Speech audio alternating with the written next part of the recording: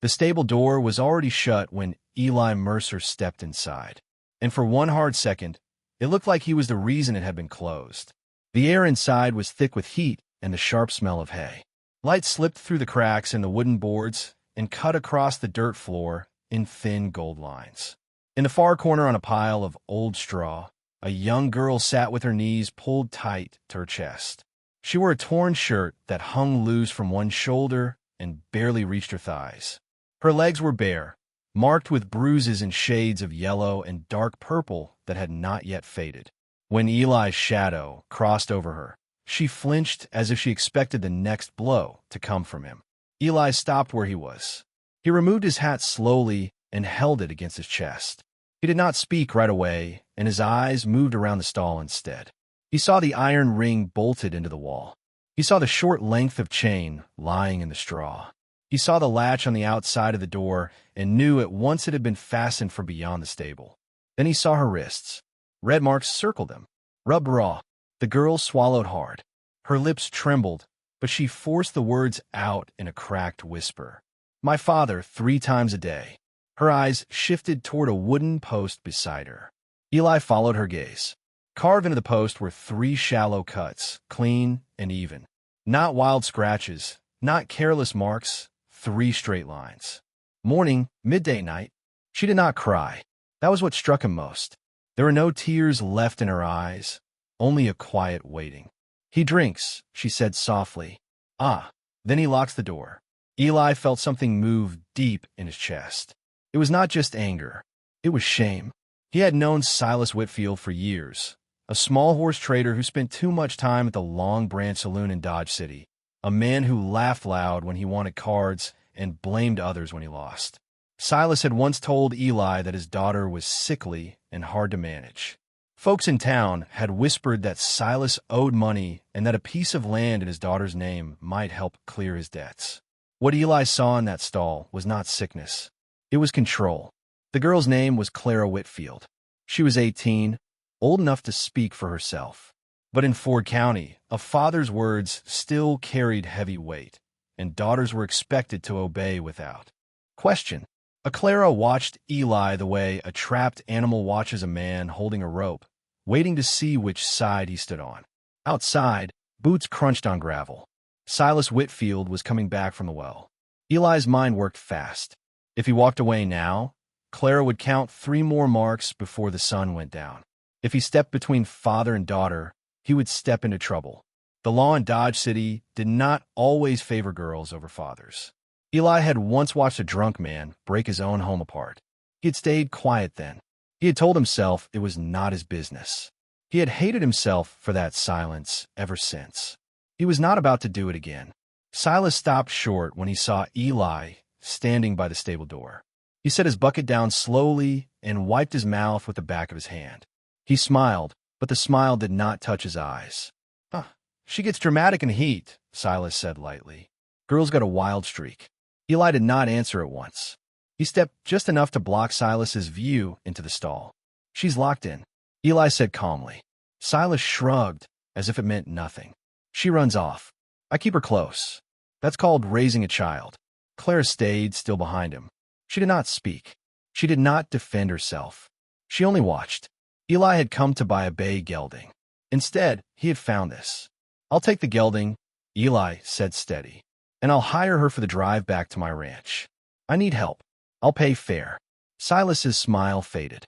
"She ain't for hire. She ain't livestock either," Eli replied. The words hung heavy between them. Silas moved first. No warning, just a fist flying fast with the sour smell of whiskey on his breath. And the punch hit Eli's shoulder. A second swing followed, wild and angry, but Eli caught him by the shirt and drove him back into the stable wall. The board shook. A horse kicked inside its stall. Dust rose into the hot air. Silas fought like a cornered animal. Illy stidi. One hard hit to the ribs. One shove that sent Silas stumbling into a feed barrel. Clara moved then. She grabbed a handful of straw and threw it into her father's face. It was not brave in the way stories often tell. It was desperate, but it was enough. Eli reached for the key hanging on a nail by the door. He unlocked the stall and stepped between Silas and the girl. If I hear you lay a hand on her again, Eli said low and firm, I'll come back with the law, and I won't come alone. Minutes later, Eli's wagon rolled away from the Whitfield place. Clara sat beside him, wrapped in an old canvas coat he kept behind the seat. She stared straight ahead and did not look back. Behind them, Silas stood in the yard, his lip bleeding, his eyes cold and sharp. He was not thinking about fists anymore. He was thinking about the law. The wagon wheels ground over the dirt road as they left Dodge City behind. The Arkansas River shimmered under the afternoon sun as they crossed at a shallow bend. Eli did not press Clara with questions. He handed her a tin cup of water and let silence sit between them. You're safe here, he told her when his ranch finally came into view. She nodded, but her eyes drifted toward the horizon as if she still expected someone to come riding after them.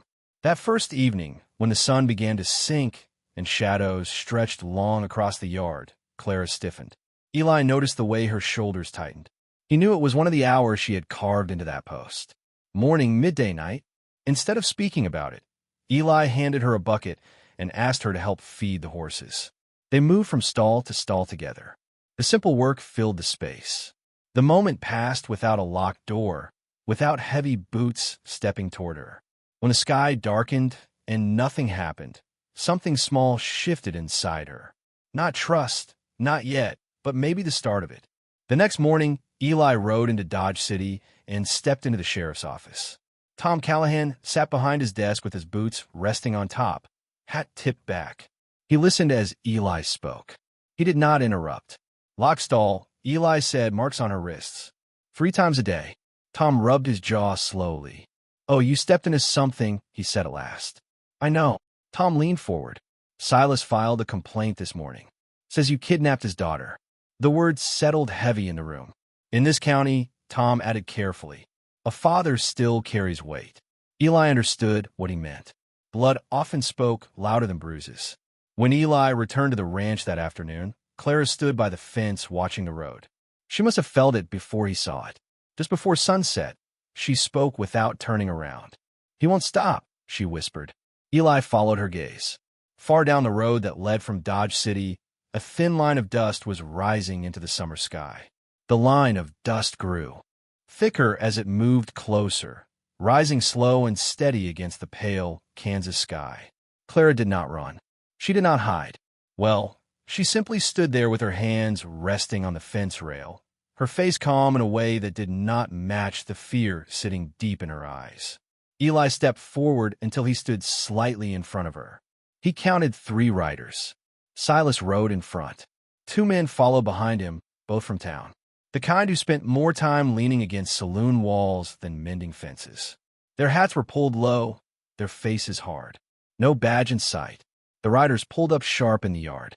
Dust rolled past them and settled around the porch steps. You got something that belongs to me, Silas called out. His voice was loud, but there was something tight under it, something that did not sound fully sure. She ain't something, Eli answered, steady and calm. One of the men spat into the dirt. This don't need to turn ugly, he said, though his hand rested close to his belt. Clara stepped out onto the porch behind Eli. She stayed close, but she did not hide behind him. That mattered. Silas saw it. For a brief moment, his face changed. Not anger, not fear. Control slipping. You think he'll keep you? Silas snapped at her. You think this rancher wants your trouble? Clara did not answer. Her hands tightened into fists at her sides. Eli kept his eyes on Silas. You filed a complaint. Sheriff knows where she is. We can ride into Dodge City and settle this the right way. Silas gave a short laugh that held no humor. Settle it here, he said and swung down from his horse. It happened fast. Silas shoved Eli hard in the chest. One of the other men tried to step around toward the porch. Eli moved before the man could reach the steps. He drove his shoulder into Silas, knocking him back into the dirt. The 2 men circled, but neither drew a gun. This was not about bullets yet. It was about pride. Silas swung wild. His fist caught Eli along the jaw. Eli staggered once, then steadied. He answered with one clean punch that split Silas's lip. Blood ran down into the dust. Clara's voice cut through the air. Stop. It was not a scream. It was strong, clear. The second man froze when she grabbed a fence post and stepped forward, her chin lifted. There was no chain on her wrist now, no locked door behind her. Silas lay flat on his back, but chest rising fast. He stared up at the sky for a moment before speaking. "You don't understand," he muttered. Eli stood over him. "Then explain." Silas pushed himself up slowly, wiping blood from his mouth. "She signed it." The words made the yard go still. "Signed what?" Eli asked. Silas's eyes flicked toward Clara, just for a second. That was all it took. Clara swallowed. "He made me sign something," she said quietly. Now the two hired men shifted where they stood. This was no longer about a runaway daughter. This was about paper, about land, and land in Kansas could turn neighbors into enemies faster than whiskey. Silas climbed back into his saddle. "We'll let the law sort it," he said, voice low and tight. "You want law? You'll get it." The three riders turned and headed back toward Dodge City, a dust rising behind them once more. Clara stood still until they disappeared from sight. Only then did her shoulders drop. "What did he make you sign?" Eli asked gently. She looked down at her hands. "My mother's land, the river piece." Eli felt a cold weight settle in his stomach. Land along the Arkansas River was worth more than Silas's horses, more than his house. "How?" Eli asked. "He said if I didn't sign, he'd lock me in there and never let me out," she said. 3 times a day until I did." Her voice did not shake. That scared Eli more than tears would have. The next morning, they rode into Dodge City together. The town felt heavier than usual. People watched as they passed. News traveled fast in places like this, faster than horses. Inside the sheriff's office, Tom Callahan stood by his desk. Silas was already there, and his lip was swollen. His pride was not. Tom laid a folded paper on the desk between them.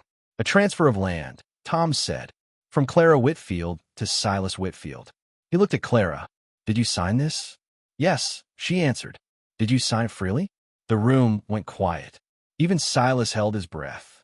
Clara lifted her chin. "No." One word, clear and steady. Silas stepped forward. "She's my daughter. It's family business." Tom's face hardened. "A locked stall ain't family business." Silas's jaw tightened. "You gonna take a girl's word over her father's?"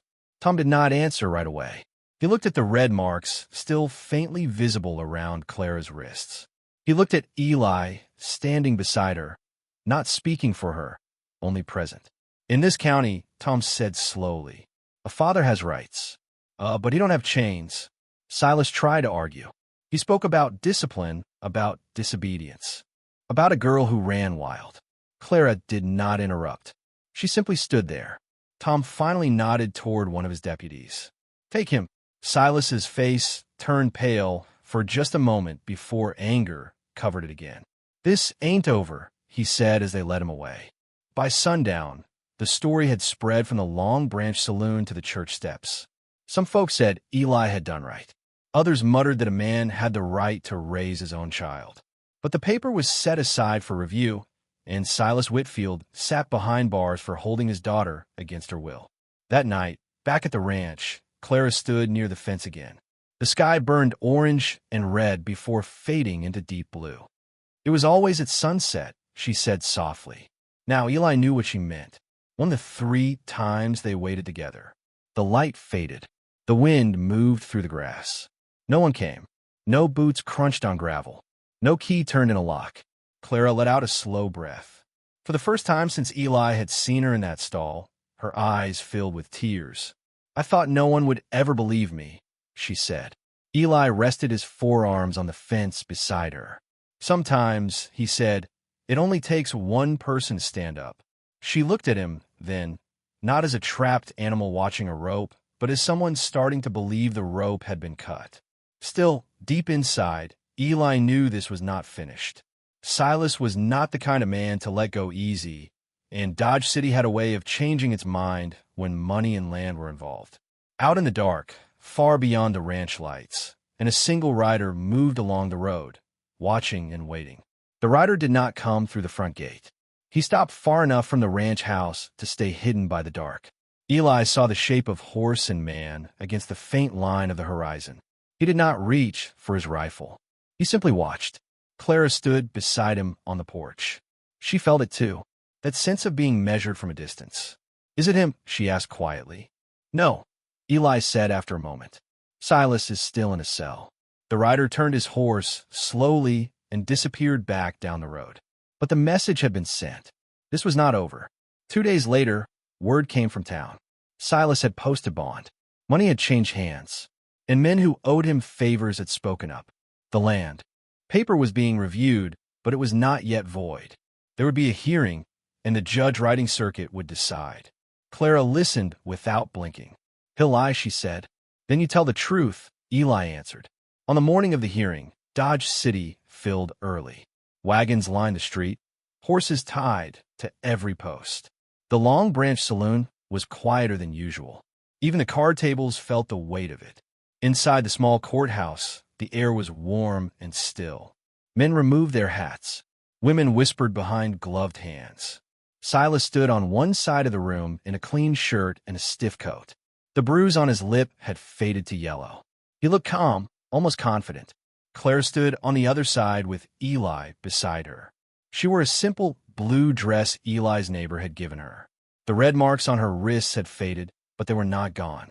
The judge listened as Silas spoke, first he talked about a stubborn daughter, about discipline, about land meant to stay in the family.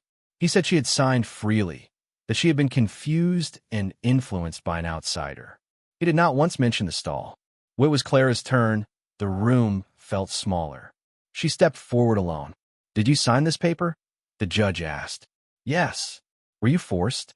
Clara did not rush her answer. "He locked me in the stable," she said. 3 times a day, morning, midday, night. He kept a chain on the wall. He said I would stay there until I signed. A murmur moved through the room. Silas shifted where he stood. The judge leaned forward. "Why did you not speak sooner?" Clara's voice stayed steady. "Because I was afraid no one would believe me." Silence followed that, heavy and real. Then Eli stepped forward, not to speak over her, but to add what he had seen.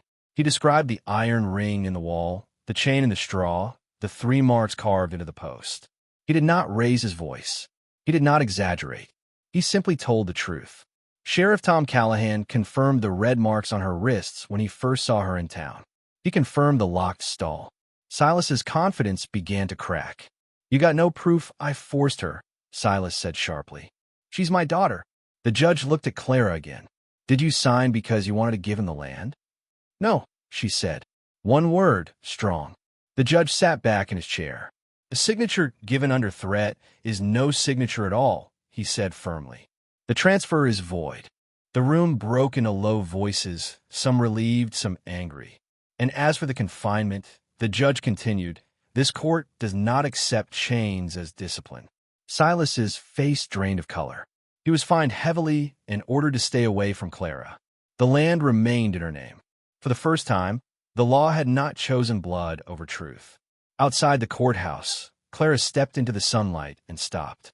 She looked up at the wide Kansas sky. No stable roof above her, no boards blocking the light. "It's over," Eli said quietly. She shook her head once.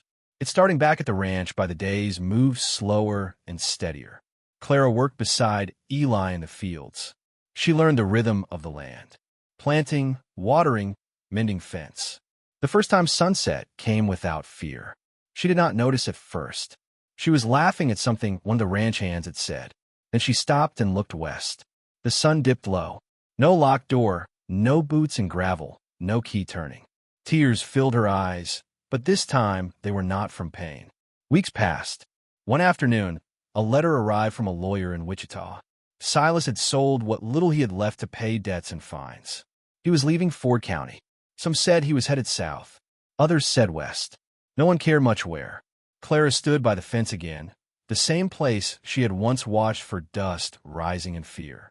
Now she watched cattle move slow across the field, and she felt the wind in her hair. "I used to count the marks," she said softly to Eli. "Every day, I thought that was my life." Eli leaned against the post beside her. The old wooden post from the broken stall now stood near the barn, brought there as firewood but never burned. The 3 carved lines were still visible. "You don't have to count anymore," he said. Clara walked over to the post. She ran her fingers over the cuts. Then she picked up a hammer resting on a barrel nearby. Without hesitation, she struck the post once, twice, 3 times. The wood split down the middle. The marks were gone. That evening, as the sky turned gold and then deep blue, Clara sat on the porch steps. She did not stiffen. She did not brace for pain. She breathed.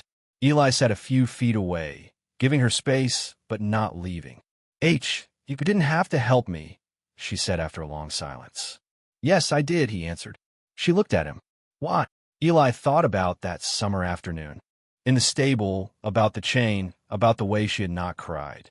Because I stayed quiet once before, he said, and I won't do that again. The wind moved through the tall grass. Crickets began to sing. Clara smiled. Small but real. 3 times a day, she said softly.